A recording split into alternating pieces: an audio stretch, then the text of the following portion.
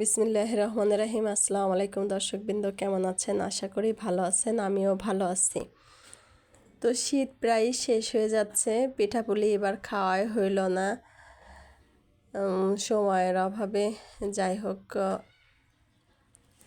পুলি পিঠা বানাবো, যার জন্য প্রস্তুতি চলতেছে। আম্মা বাজার থেকে দুটো নারকেল নিয়ে আসছে, আমি নারকেল দুটো ভেঙে কুড়ায় নিলাম।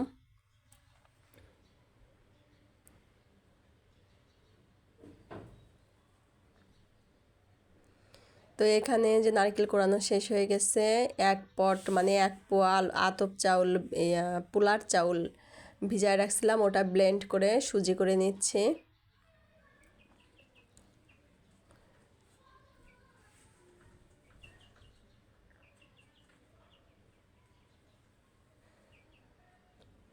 এই যে আমার সুজি করা হয়ে গেল সবগুলোই। এক পট মানে এক পোয়া চাল আমি সুন্দর করে ভেজে নেব।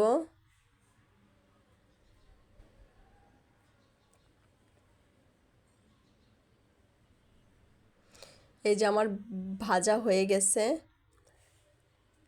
দেখছেন কীরকম দোল খাচ্ছে, কোনো একটার সাথে একটা লাগেনি। সুন্দর করে ভেজে নিলাম, পাউডারের মতো দৌড়াদৌড়ি করতেছে। আপনারাও এভাবে ভেজে নেবেন। এখন পিঠাপুলি বানানো সবাই জানে কম বেশি। আমি যেভাবে বানাই আর কি, আমি সেভাবেই আপনাদের সামনে তুলে ধরতেছি। তো আমার ভাজা হয়ে গেছে, ঠান্ডা হয়ে গেছে। এখন এর মধ্যে আমি সব কিছু দিয়ে দেব। এক পট চালের মধ্যে মানে এক পোয়া চালের মধ্যে আমি 2 লিটার দুধ দিলাম।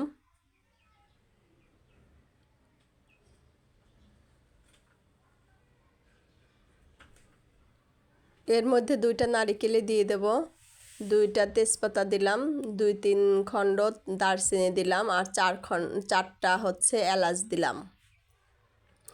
আমি এলাচ হচ্ছে নারিকেলের সাথে একদম ব্লেন্ড করে নেব। নারিকেল দেবো যে দুইটায় আমি নারিকেল ব্লেন্ড করে নেব। এই এক মোট নারিকেল আমি আস্তই দিব, মানে এই অবস্থায় দেব, ওইটা দাঁতের নিচে লাগলে খুব ভাল লাগে এই আর কি। তো আমি যে দিয়ে নিলাম একটুখানি, আর পুরাটাই আমি ব্লেন্ড করে নিব।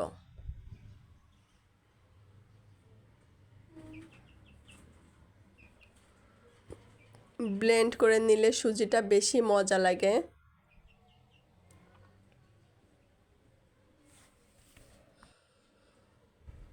আর এখানে স্বাদ মতো লবণ দিলাম, আর দিলাম হচ্ছে গুড়।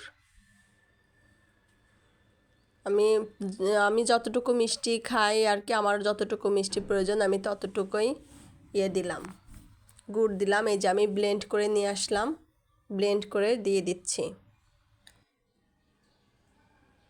আমার ব্লেন্ড করা হয়ে গেছে, দিয়ে নিচ্ছি। আর আমি সব কিছু মিক্সড করার শেষে হচ্ছে আমি চুলায় বসিয়ে নাড়াচাড়া করব। আমি নাড়তে থাকবো একটু আর কি, করব না, স্টপ দিব না, কারণ নিচে লেগে গেলে আর এটা করা যাবে না, পুড়ে যাবে।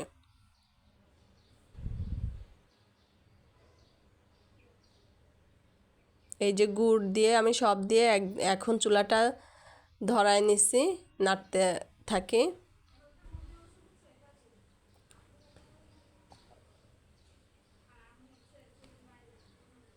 এখন শুধু আমি নাড়তে থাকবো, আমি নন স্টপ নাড়তে থাকবো।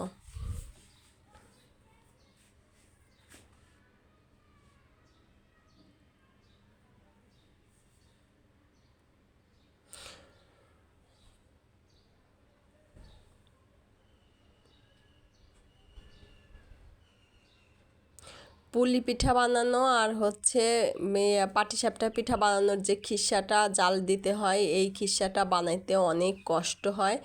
কারণ হচ্ছে এই যে মানে এর যে রান্নাটা, মানে জাল দেওয়াটা, এটা খুবই কষ্টকর। দাঁড়িয়ে থাকতে হয়, নন স্টপ দাঁড়িয়ে থেকে নাড়তে হয়। তো যেদিনই বানানো হয় আম্মা আমি দুইজনেই আর কি ভাগাভাগি করে নাড়তে থাকি, দুইজনের হাতেই প্রায় ফোসকা পড়ে যায়। কিছুক্ষণ মা নাড়ে, কিছুক্ষণ আমি নাড়ি।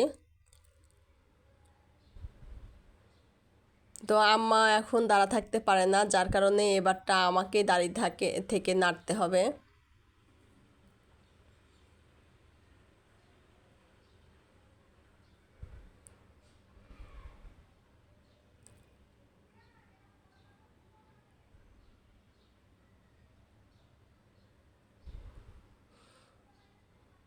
আমি পুরো ভিডিওটাই আপনাদের সাথে শেয়ার করব। আজকে ভিডিওটা একটু লম্বাই হয়ে যাবে। এই যে প্রায় হয়ে আসছে, কিন্তু এখনও মানে হয়নি, অনেক আঠালো হবে। তো ওইখানে লেগে যাবে এখন, যার কারণে আমি ফ্রাই প্যানে আর কি করে নিলাম।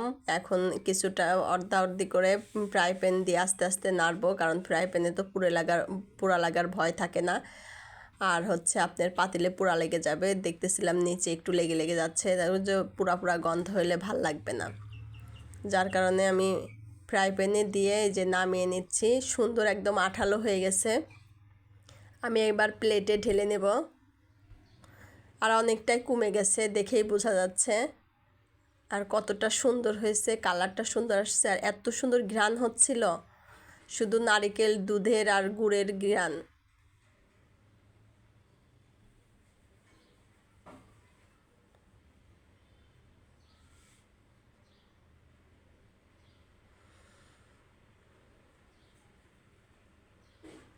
পিঠাপুলি খাওয়া যত সহজ, যতটা মজা লাগে, কিন্তু বানাতে গেলে অনেকটাই কষ্ট সাধ্যের ব্যাপার। তো আমি এই যে পাতিলটা পরিষ্কার করে এখন আটাগুলো সেদ্ধ করে নিচ্ছি।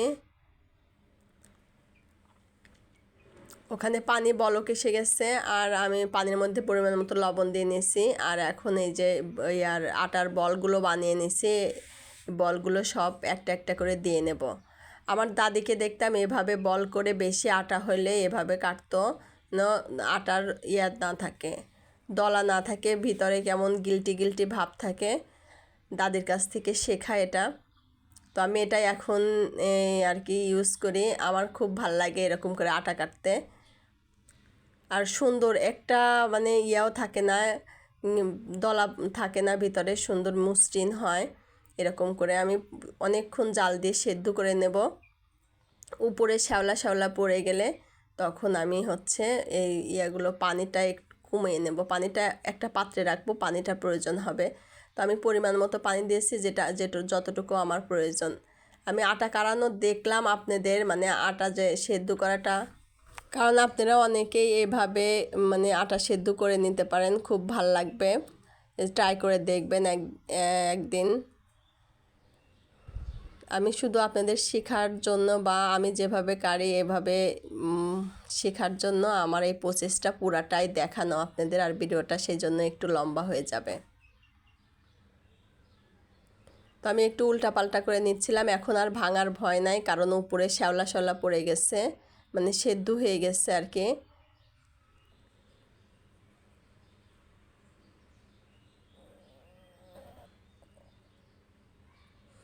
তো আমি আর একটু ঢেকে নেব, ঢেকে দিয়ে তারপরে পানিটা কমিয়ে দেখেন কিভাবে কি করি।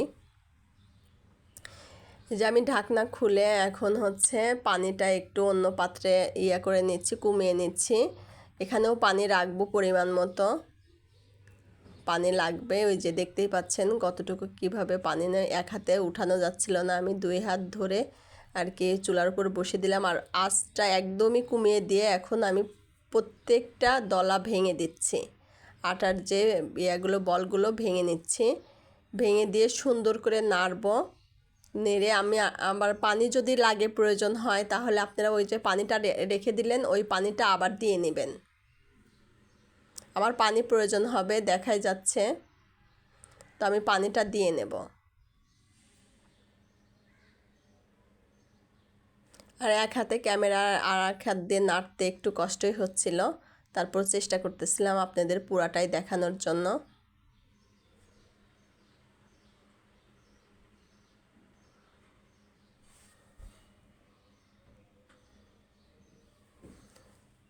তো আমি পানি দিয়েছি তখন একটু, তাতে আবার ঢেকে দিলাম পানি দিয়ে, কিন্তু মনে হচ্ছিল যে আর একটু পানি লাগবে। আমি আবার একটু দিয়ে নিয়ে আবার একটু সুন্দর করে নেড়ে আবার ঢেকে দিব।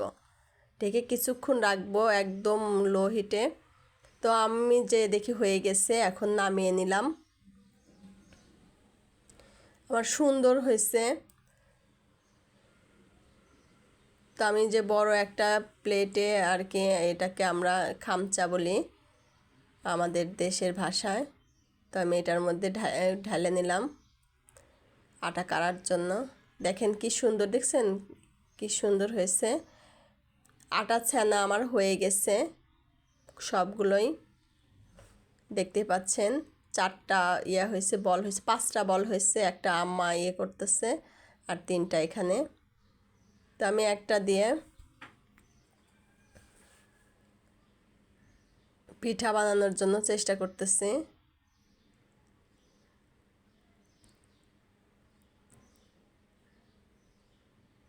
এই যে আমি শুরু করে দিলাম বিসমিল্লাহ বলে।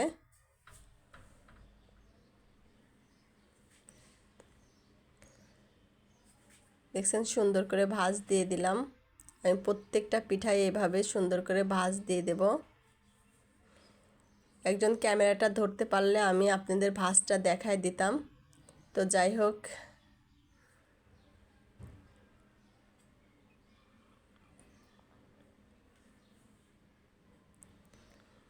আগে সুন্দর করে বল বানিয়ে তারপরে বাটিগুলো বানিয়ে নিয়েছি। এরপরে একটা একটা করে বাটির মধ্যে ইয়াগুলো দিয়ে, খিরসাগুলো দিয়ে আমি বন্ধ করে নিচ্ছি মুখ। এভাবে আমি প্রত্যেকটা বানিয়ে নেব। এরপর বানানো হয়ে গেলে আমি সেদ্ধ বসাই দেব। এই যে আমি এখন সেদ্ধর কাছে চলে আসছি।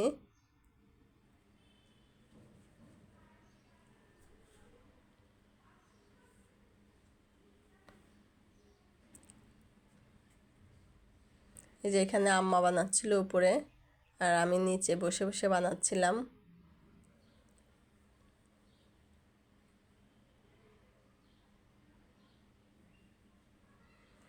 এটা হচ্ছে মাটির ঝাঁঝরি। এটা হচ্ছে এই পিঠা বানানোর সেদ্ধ করার ঝাঁঝরি। এটা আমি বাড়ি থেকে কিনে নিয়ে আসছিলাম আমার বিয়ের পরে। তো এটাই আমরা ইউজ করি প্রত্যেকবার এই কুশলি পিঠা বানানোর জন্য সময়। যত যাই দেই না কেন, আমার মনে হয় এই ঝাঁঝরিতে পিঠা সবচেয়ে ভালো সেদ্ধ হয়, যার কারণে আমি এটাতেই দেই। আর কোনোটাতে আমি কমফোর্ট ফিল করি না। সুন্দর সিদ্ধ হচ্ছিল, আমি এভাবে সবগুলো সিদ্ধ করে নিচ্ছিলাম।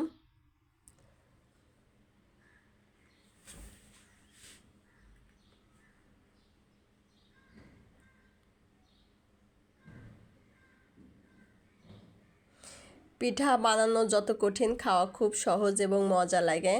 বানানোই যত ঝামেলা কষ্ট, খাইতে নিলে তো এক মুহূর্তে শেষ করে দেয়া যায়। আম্মা এটাই বলতেছিল। আমরা বানাচ্ছিলাম আর দুইজন হাসতেছিলাম এই বলে বলে।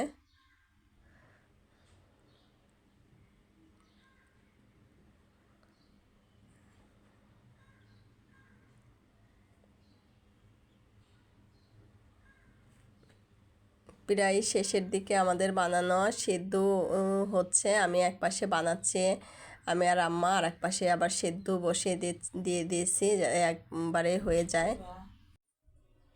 তো সব কাজে কষ্ট আছে, কষ্ট ছাড়া কোনো কাজ নাই, কষ্টের পরেই মিষ্ট।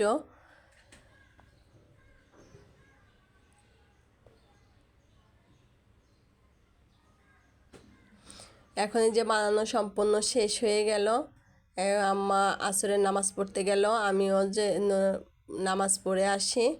তো এগুলো গুছিয়ে রেখে নামাজ পড়ে আসলাম। আর ইতিমধ্যে আমাদের বানানো শেষ হয়ে গেছে। আমি একটা ভেঙে দেখাচ্ছি কেমন হয়েছে। আমি খেয়ে দেখাইলাম না, আমি রোজা আছি যার কারণে। দেখুন কি সুন্দর হয়েছে, আর ভাঙলে কি সুন্দর ঘ্রাণ বের হইল। তো যাই হোক, ভালো থাকবেন, সুস্থ থাকবেন, আমার চ্যানেলের সাথেই থাকবেন। আল্লাহ হাফেজ।